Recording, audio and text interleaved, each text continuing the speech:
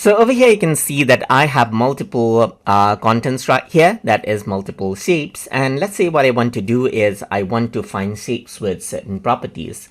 So if you have a lot of shapes and you just want to select a few shapes with specific properties, then you can go around over here onto the edit menu and then go to find and replace right here. So once you go ahead and do that, you can see that find objects is an option. You can also choose to replace objects or find and replace text as well. But what I want to do right now is find objects. So I'm just going to go ahead and select that out, and then I'm going to click on add query right here. So once you go ahead and do that, you can see that I can choose the object types, like I can choose rectangle, let's say for example, or I can choose a certain fill as well. Let's say for example I can choose shapes with no fill, or let's say uniform color fill right here, just like this, and even go ahead and let's say for example choose the type of color right here.